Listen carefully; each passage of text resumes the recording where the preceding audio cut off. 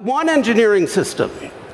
The saying we have at Microsoft these days is from an African proverb. If you want to go fast, go alone. If you want to go far, go together. And Satya Nadella, our CEO, is totally into the idea that engineering productivity is one of the key drivers of the company's success. He's an engineer himself. He believes adamantly in this. The whole senior leadership team believes in it. We've totally turned into this focus on one engineering system. And we're from the team that is delivering this. It's based on Visual Studio Team Services, the same SaaS offering that we make available to customers and we use internally. But how did we get there? Well, if you go back a few years, this was the Microsoft org chart, circa 2011. It was drawn, interestingly, by a Google engineer because we didn't publish our own org chart at that time. And the engineering process in the company was that every major division, Windows, Office, Bing, etc., did its own engineering system. And this had been true for decades. And the idea was that by giving them responsibility for their own engineering system, they could go faster. That was the principle. They could be more effective. They could do what they needed. The consequence of giving them their own responsibility for their engineering systems is that they didn't quite invest enough in them. And they ended up actually going, well, more problematically and slower, and things got more difficult. And that led to a very interesting unintended consequence, that no reuse would go unpunished. And the consequence of that was, the philosophy, take no dependencies. We need to do this, we can't count on that other team, don't know that they're going to be around to support that stuff. So if you see something you like, fork the code. And the consequence of that was that we ended up with about 300 XML parsers. There aren't 300 versions of XML. We ended up with a similar number of tree grid controls because everyone likes tree grids and we didn't have a standard. And I don't know how many versions of jQuery and all that stuff were buried in this, these different code bases that were opaque to everyone. And that turns into cruft, which turns into a kind of technical debt. So we set out to say there must be a better way. There must be a way to get modern engineering practices in place that can support this organization and its engineering teams at scale. So we bought into a North Star, and that North Star is that source in the company would be available to anyone, that any developer could offer improvements to anyone else's project, that all of the company IP would end up being made of reusable components and services, that anybody could find and reuse components from anywhere else, that devs would be rewarded for creating things that were reusable, not just things for this next deliverable, and that there would be no lag time between one dev checking in and everyone seeing the work. So that instead of having these really long, slow build processes that where no one quite knew what would happen, you'd get to see instantly the changes and the impact of changes. And that the test time, the build and test time, would be proportional to how much code was changed, not proportional to how much code was left alone. Finally, we encourage people in the company to, as part of their career development, move around. And as long as everyone was locked on their own siloed systems, that was very difficult. So we wanted to get to a place where if you grew up in one part of the company and you wanted to go to another part of the company, the tools and process were familiar. So let's take a look at what it looks like in practice. Ed, could we switch? Let's switch to the demo. Yeah. Talk to us about how we work. This is going to be a really fun process. So anyone who ever knows about showing live systems, this is our live engineering system that we use to build our products from day to day. First, I'm going to just start. So I just want to riff on this for a minute. Please, okay. Yeah. We are on the internet.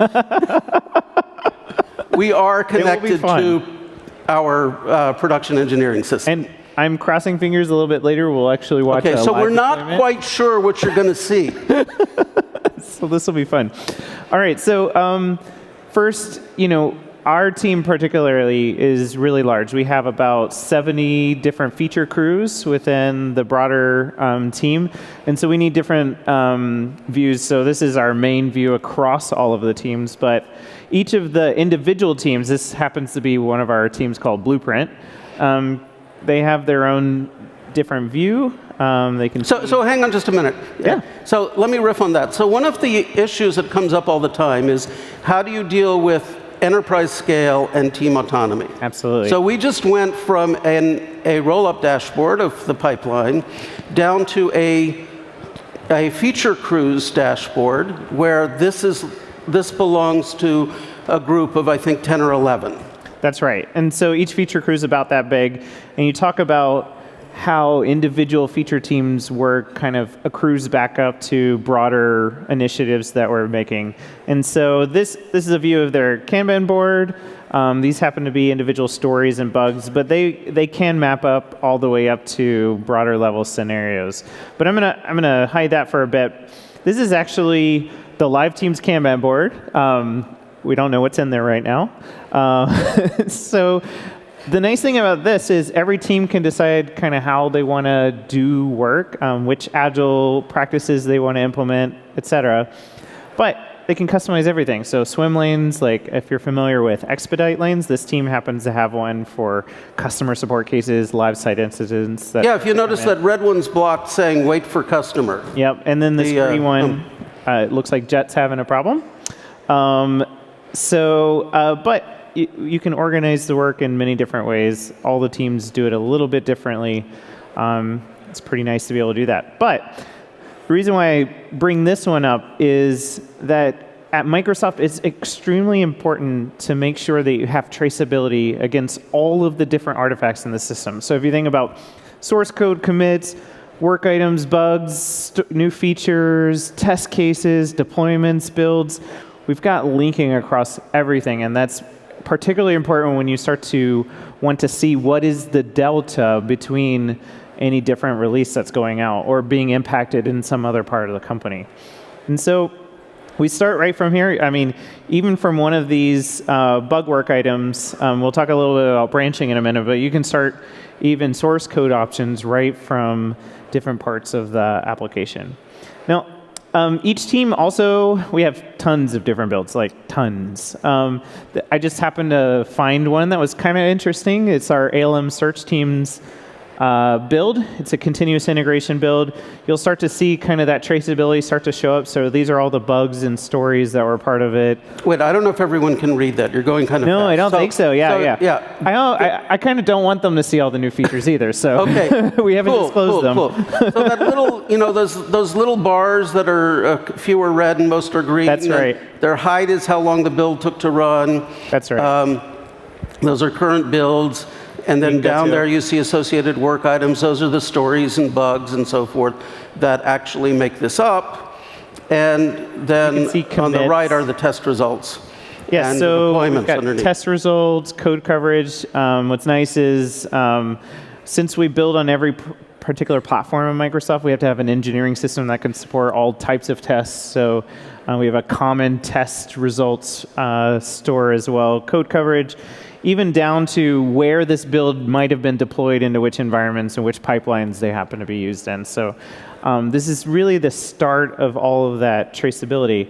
And if I go and take a look, I can even start to break down from even our original dashboard. I can start to look at the different builds and what tests are in there. So it's particularly nice when this build, the CI build, happens to have one failing test from today. Yeah, it looks like a security test. It is a security test. So, hey, we have one failed security test out of our entire test suite. That's always good.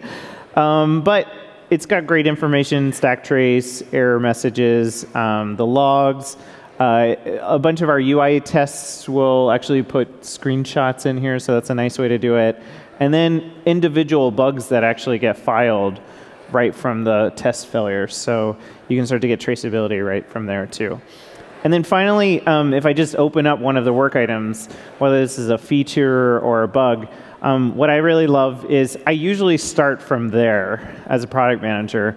I'm usually trying to see where this is in the development lifecycle, and this just starts to pull information from other parts of the system to say, hey, here's some pull requests, here's some branches, here's some code commits. It'll also start to tell you where it starts to deploy if that bug has actually been deployed or not. So as a PM, all I need to really know is, hey, where are the features or bugs at any given time?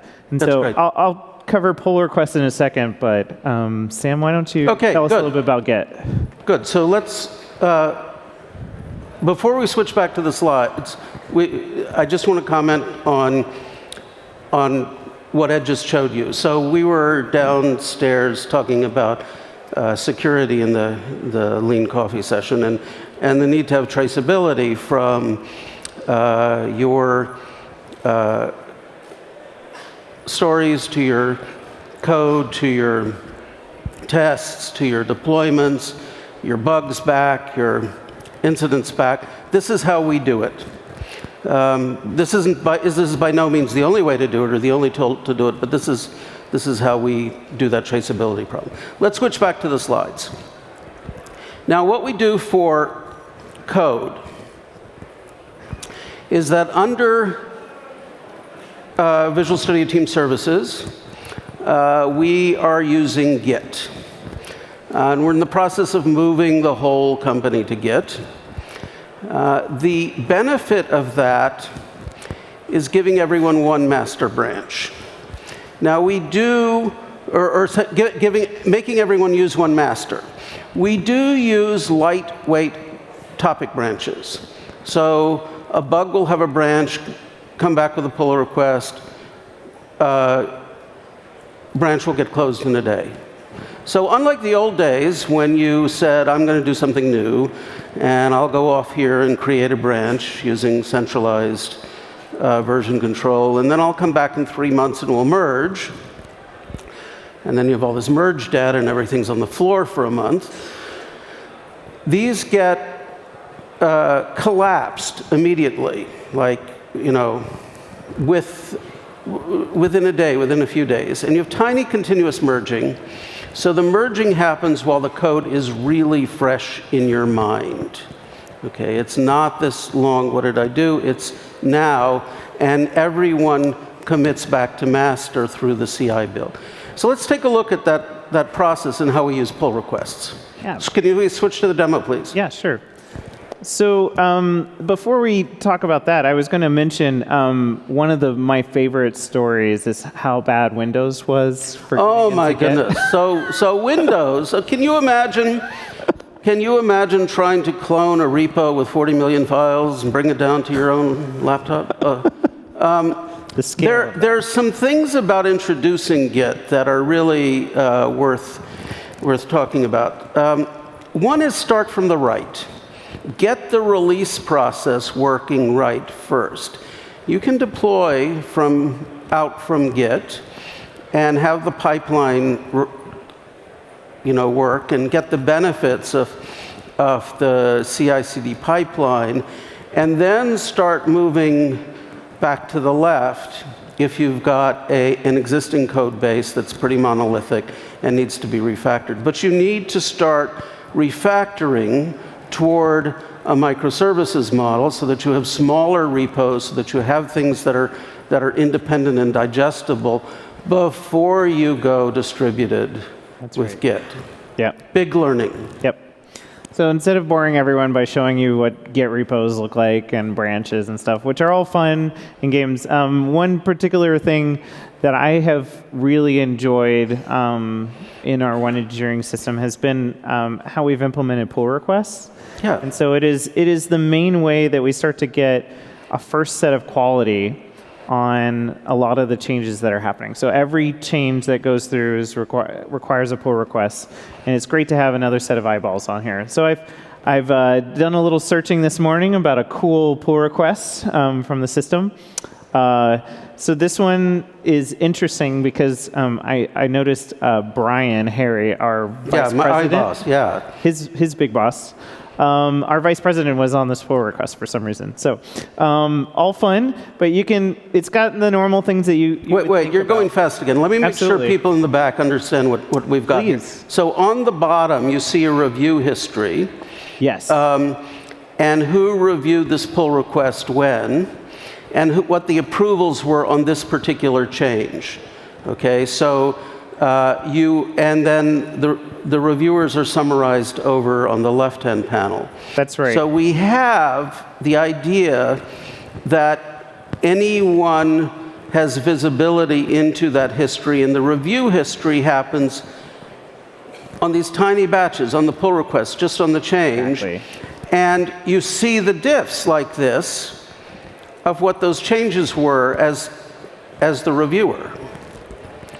Then we can start to make comments, Yeah. threaded conversations, we can resolve them, all the typical things you would think about. But I mentioned traceability is super important. We can start to make sure that things are linked together, but not only just a set of manual reviewing, we actually have a whole system that we've started to implement around making sure that certain branches stay at the highest quality. So for example, on our master branch, we have a set of branch policies that start to run as part of the pull requests.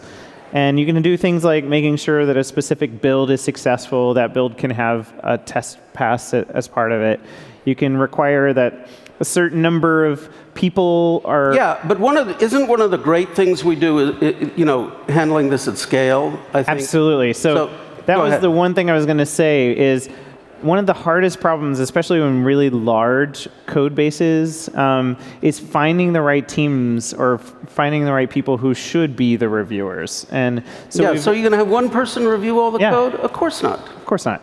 So we've got, and this is actually all of our mappings, where we say, hey, if any changes are in this part of the source tree, we want this team or this person to be a required reviewer, and it'll automatically add it. So as soon as someone tries to change something in the billing code, it will go and grab the commerce team and require that reviewer before it can get merged up to master. So it's actually been a really good helping Yes. thing for us. So we love pull request policies. We love the ability to pull request policies automatically trigger reviews, and those reviews come from the right set of reviewers based on the corresponding directory group. That's right. Yeah, that happens very nicely. Okay. We'll switch back to slides. Yeah, let's do that. So slides, please. There you go. So what does all of this enable? Nicole Forsgren reminds me that it's all about culture and metrics. So what are our culture and metrics? You can see at the top of this a little snippet cut out from our engineering dashboard.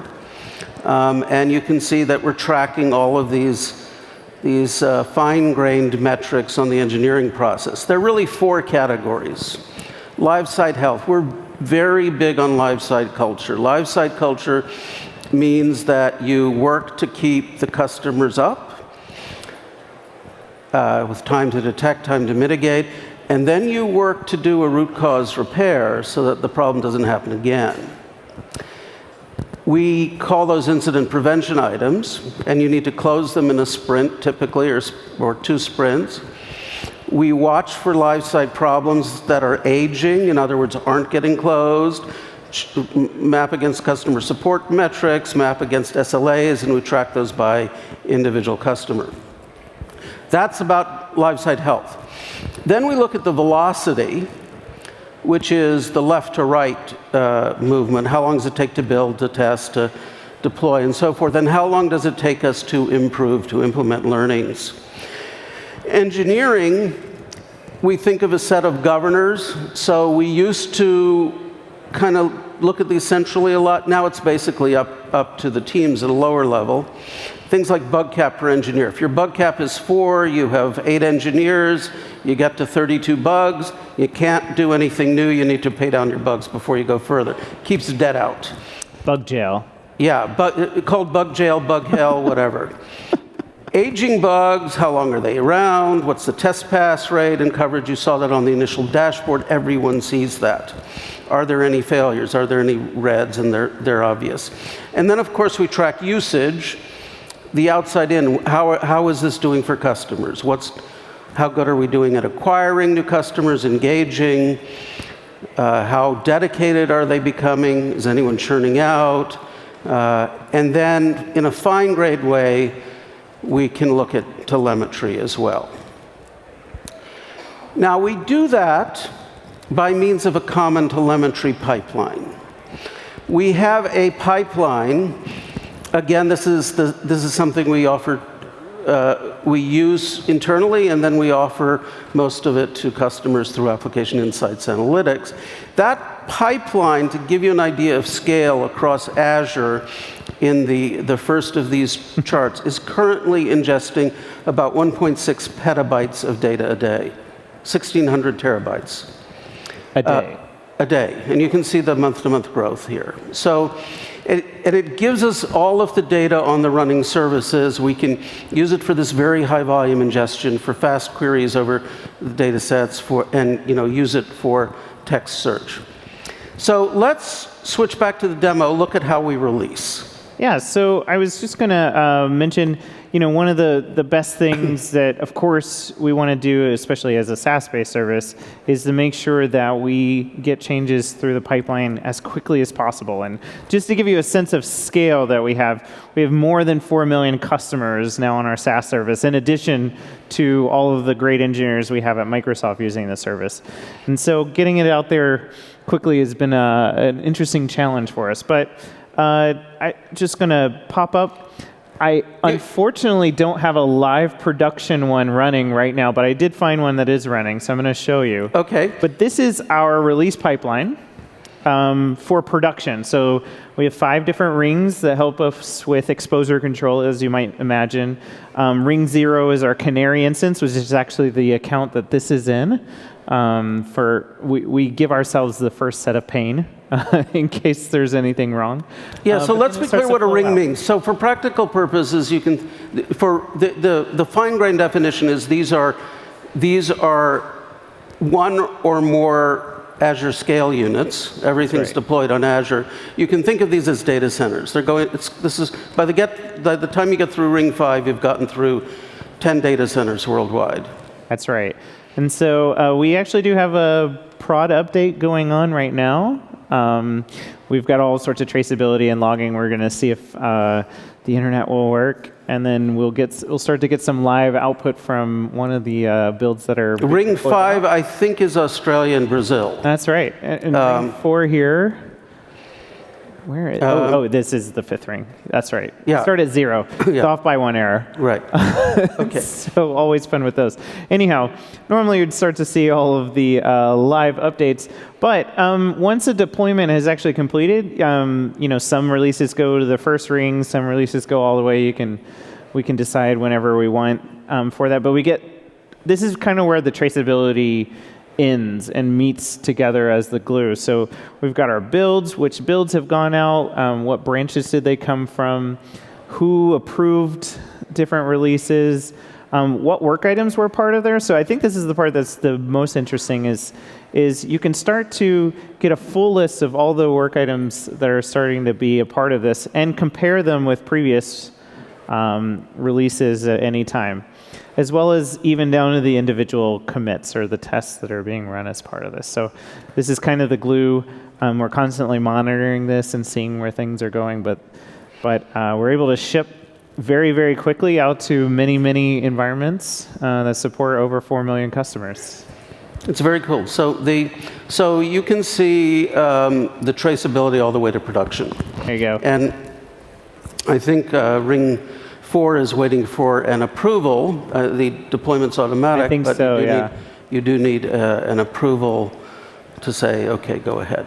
Yep. OK, so let's switch back to slides. All of that allows us to create a level of transparency. So for example, when there are live site incidents that lead to outages that affect a number of customers, we blog about them. And we tell you exactly what happened.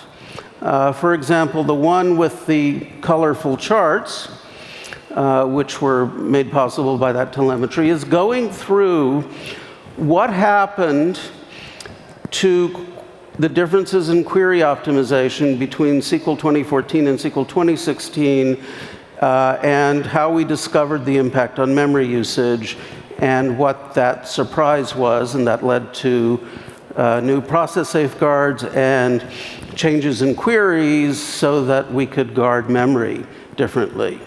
And all of that's described openly to anyone who wants to get on the blog. That's right. Oh, yeah. Let's switch to the demo one more time, because Yeah, I want to... I was going to say, one thing that a lot of people seem to be surprised at sometimes, but is really important for a single engineering system at Microsoft, is the ability to both build and release any type of application. You can imagine we have apps on iOS and Android and deploying out to Linux environments. We've got it all pretty much in the company. And so we've had to build a build and deployment pipeline system that really does enable you to do everything from standard server applications all the way to you can deploy to the productions Apple Store if you want for your iOS apps, and then build pretty much everything you can imagine under the sun. And so that was a really important thing that we needed to make sure we did. Yeah, so we're using this across, so it's one engineering system. We have to do a lot of development for Linux now. We do a lot of development for iOS, for Android. Ed's driving a Mac. So yes. all of this needs to be supported here, and we have the corresponding tasks to do that. OK, let's finish up on the slides. So is this working? Here's a picture of one of the team rooms in our building where one of the feature crews is. They are responsible for one of the dashboards we showed you, or the work shown there. When they want to do their daily stand-up, they walk to one side of the room, do their stand-up. They want to talk during the day, they swivel their chairs. And it's just a room for them. It's not a huge open space like this. It's just for them, and their little focus rooms on the side. I love it. You can even move the little desks around however you want. Yeah. They arrange their desks the way they want. The desks typically can be used for sitting or standing. No one here is doing standing, but it's totally up to them. Now, we've tried to take that same agility into the org. So around every 18 months, when we say, OK, you can change teams, what happens is that we take the team leads into a room like this. Everyone gets about each pair of leads, the engineering lead and the product owner, stand up and say, hey, we're called Blueprint, and we work on this stuff in Agile, and here, and here's what we're looking for, and here's what we do, and so forth. And then the next team comes up and says, we're about version control core, and here's what we do, and so forth. And they usually say, hey, my team's better. Right. Yeah. And then everyone boasts about how good they are. Of course. And then everyone in the room, we don't have them here, but you had them in the coffee session, takes a Post-it, or 3 Post-its, and writes down first, second, third choice on where to work. And then the managers or team leads get those Post-its and then try to give people their preferences of where to work. We're hitting about 95% first choice right now. So it's really an amazing thing in so many different ways. Yeah, so people get to decide where they want to work. To some extent. I mean, you don't, it's obviously within site, the geographic site, and within organizational area, but you get to pick your crew. Yep. And how's it working across the org? Well, this is telemetry from our one engineering system. We're up to about 62,000. We're over 62,000 internal users right now. It's grown about 4x in 2 years. It obviously can't keep going that way.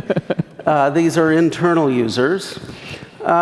What we haven't done yet, need to move to next, is measuring satisfaction with Net Promoter Score internally and so forth. But the signs are pretty good. So we're moving from a place where no reuse would go unpunished to one where the assist gets rewarded. Thank you very much. Thank you.